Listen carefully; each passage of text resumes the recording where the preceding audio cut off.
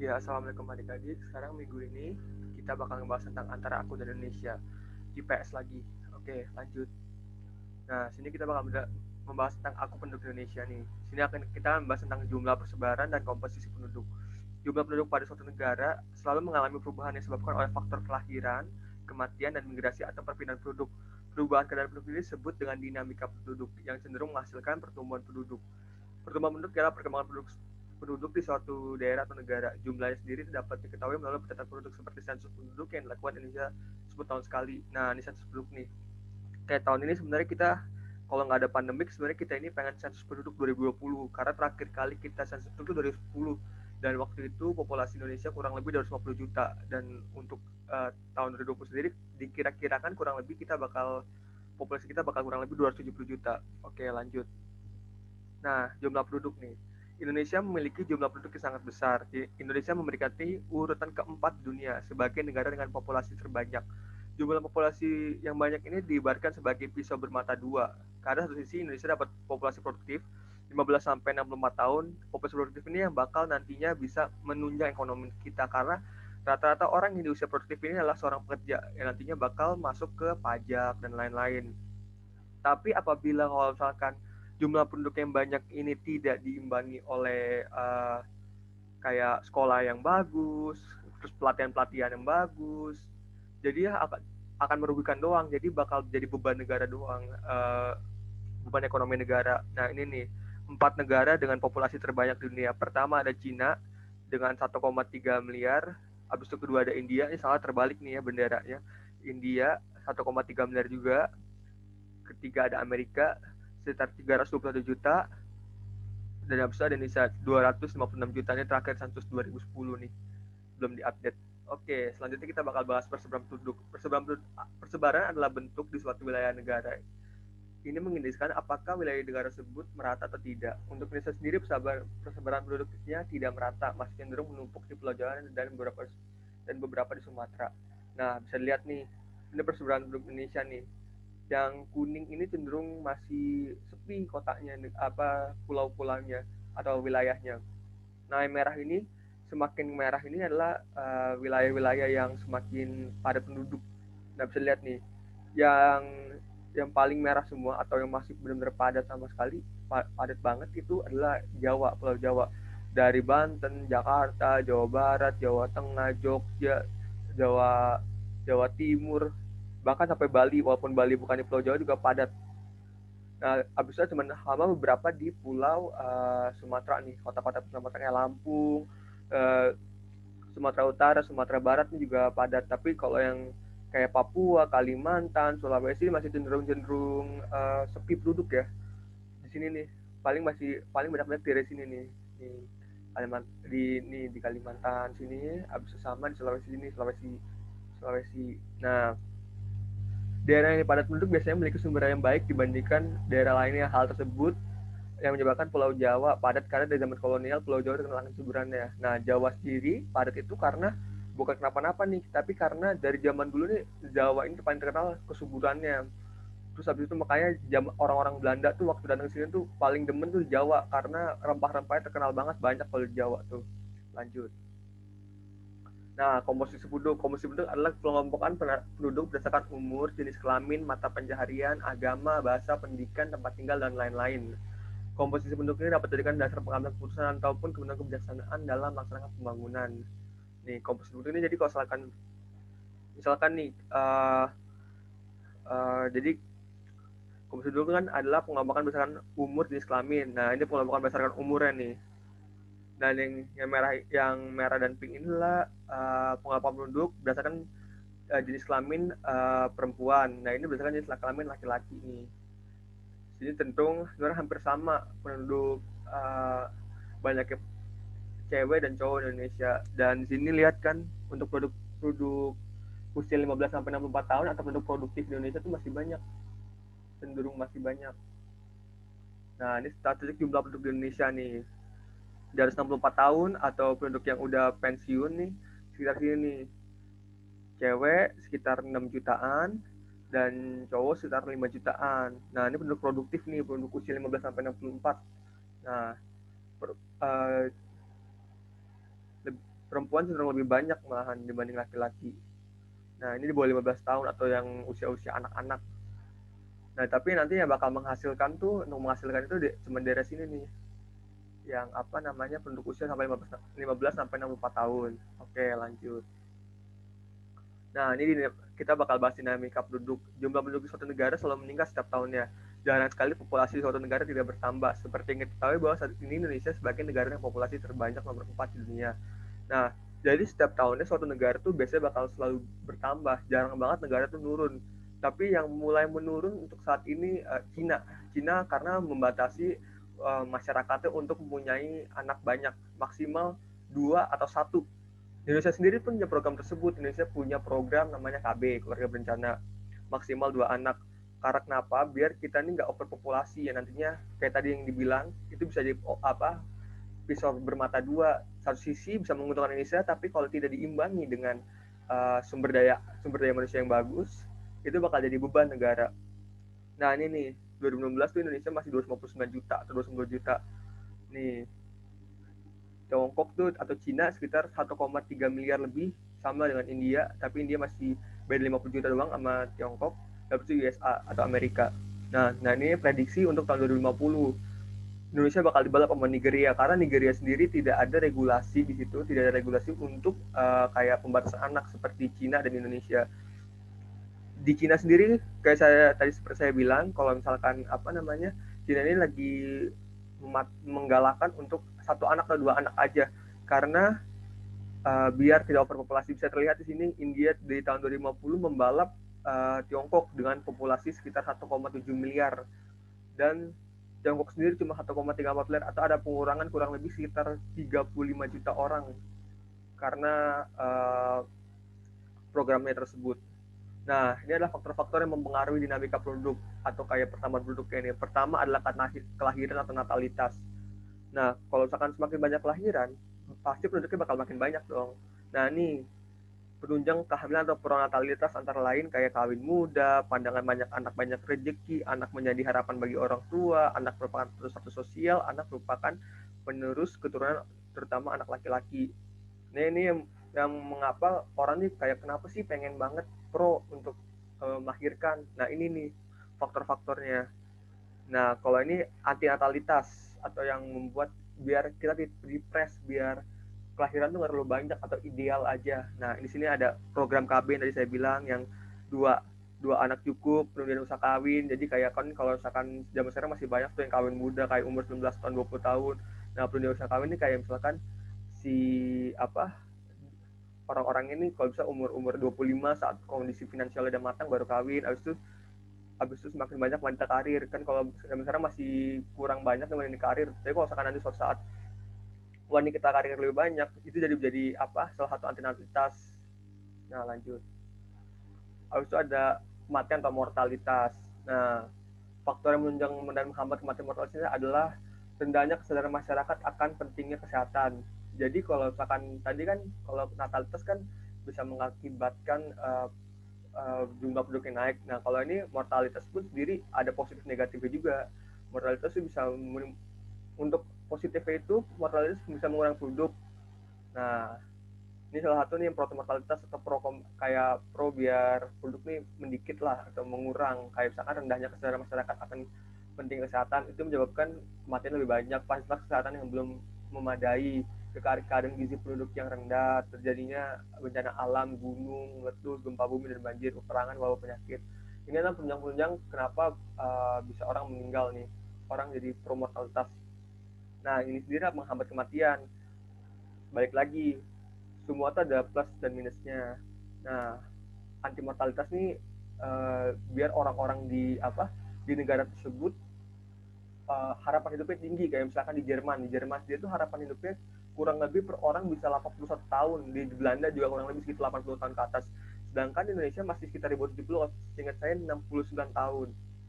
Nah, penghambat kematian tuh misalkan kesadaran penduduk atas penting kesehatan, fasilitas kesehatan yang memadai, meningkatnya keadaan gizi penduduk, memperbanyak tenaga medis seperti dokter dan bidan, kemudian yang bidang kedokteran. Nah, ini nih untuk pro-nya. Nah, habis itu kita lanjut bakal ngebahas migrasi penduduk. Migrasi itu adalah perpindahan penduduk dari suatu tempat ke tempat lain. Nah, migrasi itu ada macam-macam, ada migrasi internasional, ada migrasi nasional, dan lain-lain. Nah, kita bakal jelasin dulu dari awal nih, dari sisi migrasi internasional, yaitu perpindahan penduduk dari suatu negara ke negara lain. Pertama ada imigrasi, yaitu masuknya penduduk dari suatu negara ke negara lain dengan tujuan menetap. Ini banyak banget nih, misalkan kalian orang Indonesia, terus kalian pindah nih ke Amerika jadi warga negara Amerika. Nah, itu namanya tuh imigrasi, dan namanya kalian itu imigran. Habis itu ada emigrasi, yaitu keluarnya penduduk dari suatu negara. Nah, kayak tadi ya, berarti yang kalian keluar dari Indonesia, berarti kalian hitungannya emigran dari untuk Indonesia. Habis itu ada lagi remigrasi, yaitu imigran yang sebelum melakukan imigrasi kembali ke negara asalnya.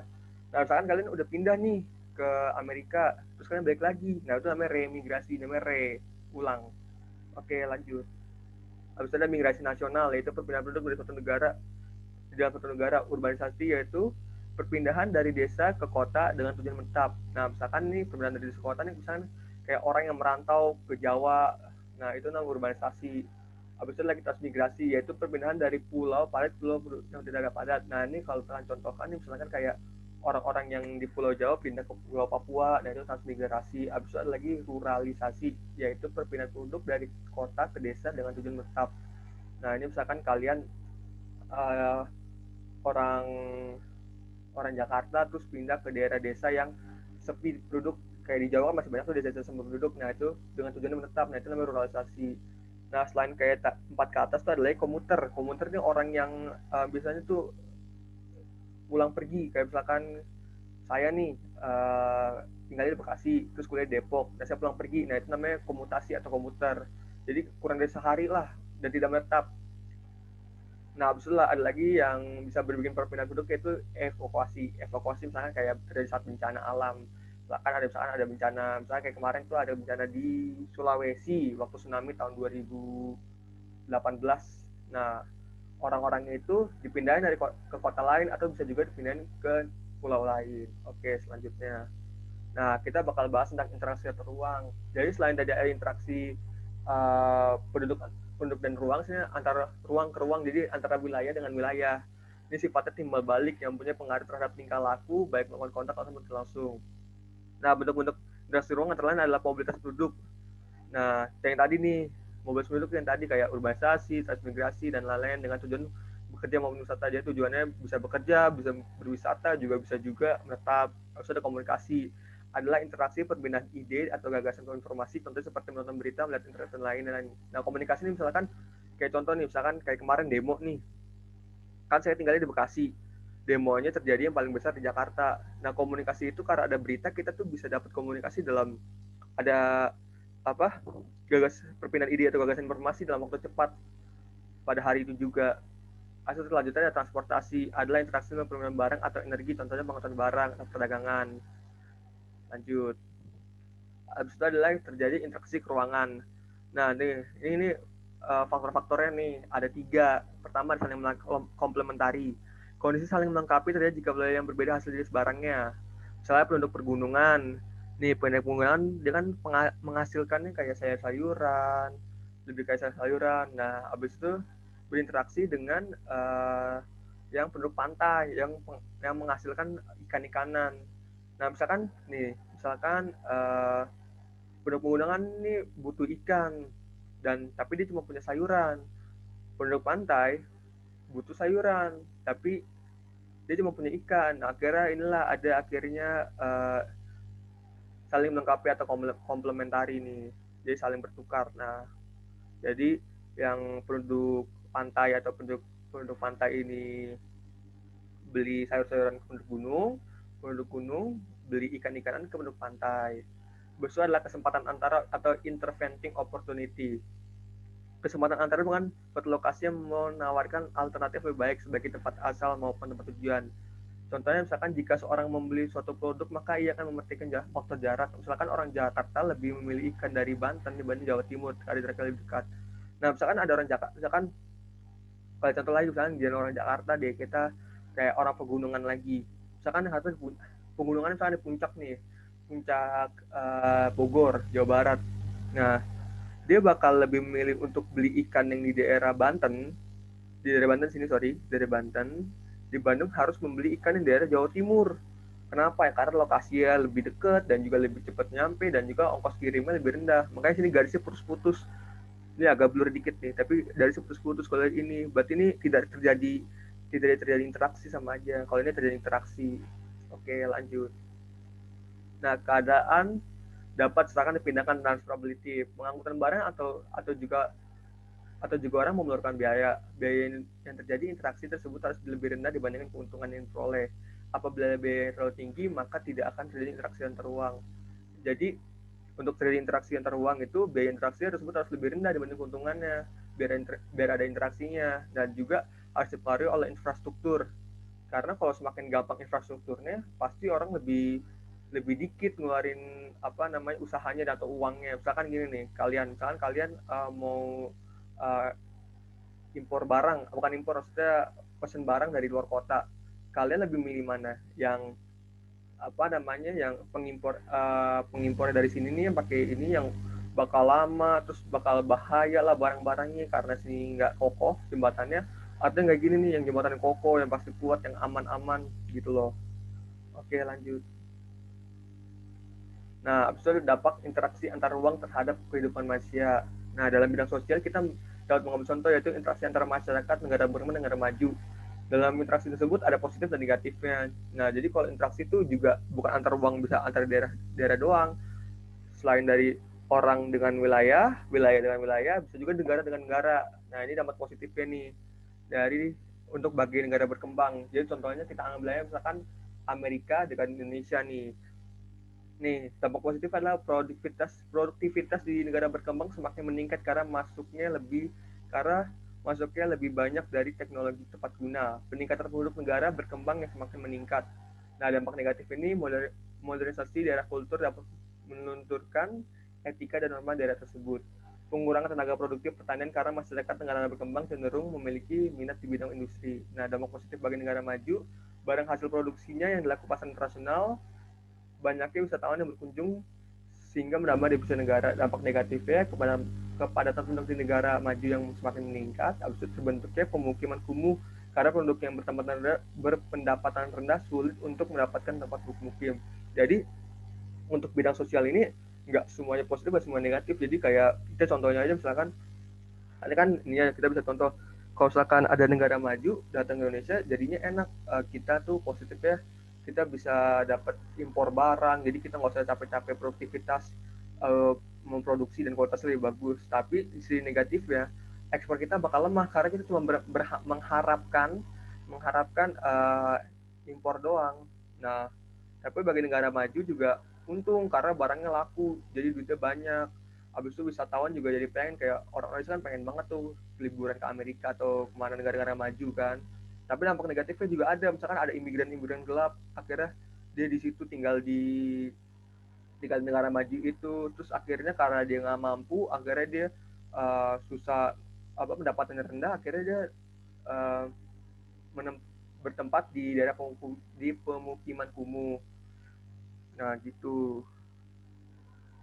Nah, habis itu bidang ekonomi merupakan satu proses kegiatan ekonomi dan perdagangan yang bagi negara-negara seluruh dunia untuk menjadi satu kekuatan pasar yang semakin terintegrasi tanpa rintangan batas teritorial antar negara. Jadi setiap negara bisa melakukan ekspor impor bukan hanya dalam bentuk barang. Nah, jadi bidang ekonomi ini bisa membuat kita Indonesia gitu bekerja sama dengan negara manapun di dunia. Tapi tentu aja, dan juga bukan hanya bentuk barang, juga bisa bentuk pekerjaan dan lain-lain. Tapi tentu aja banyak banget positif dan negatifnya nih. Positif itu pasar yang sangat terbuka untuk produk-produk ekspor, dengan catatan produk ekspor Indonesia dapat bersaing di pasar internasional. Jadi kita nih bisa ekspor karena apa namanya? Bisa ekspor karena ada pasar bebas ini. Cuman kadang-kadang kala nih kita nggak bersaing sama kualitas barang lain, barang luar negeri, barang negara selain kita.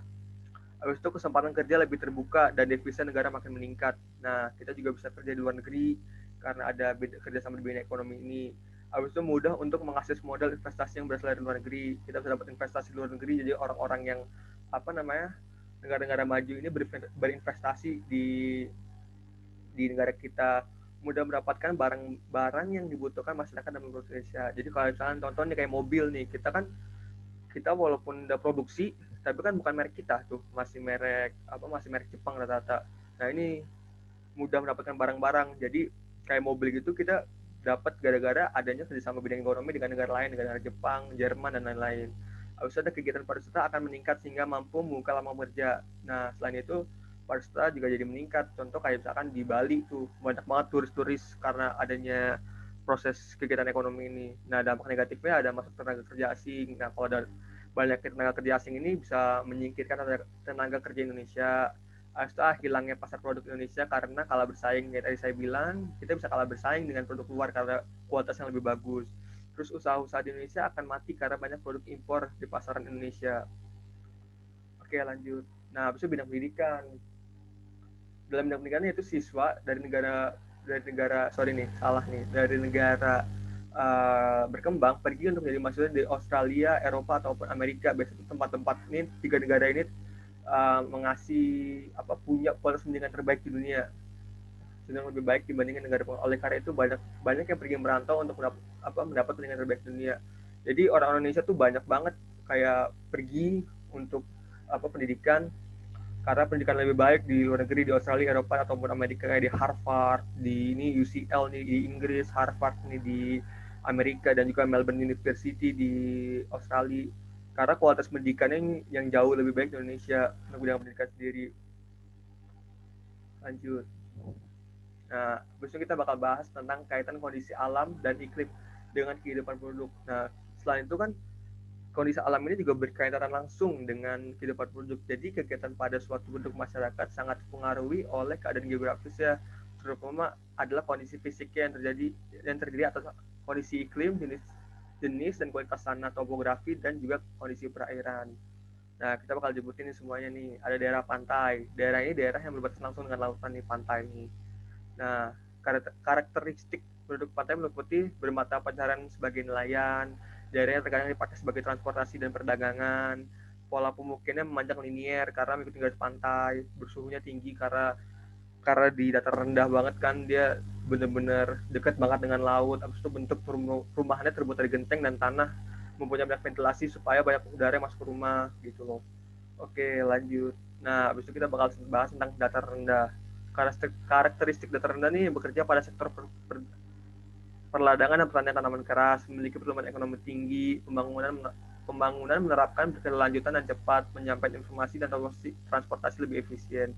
Nah, datar rendah contohnya kayak Jakarta nih, yang ekonomi paling tinggi di Indonesia, pembangunannya paling cepat, yang semuanya ada dari MRT, LRT, busway, sampai apapun ada di Jakarta, penyampaian informasi cepat, nggak nyampe 1 menit, informasi terbaru dari seluruh penjuru Indonesia juga udah bisa masuk di Jakarta, dan pembangunan berkelanjutan selalu. Setiap tahun Jakarta melakukan banyak perubahan banget dibanding kota-kota lainnya. Lagi selanjutnya dataran tinggi.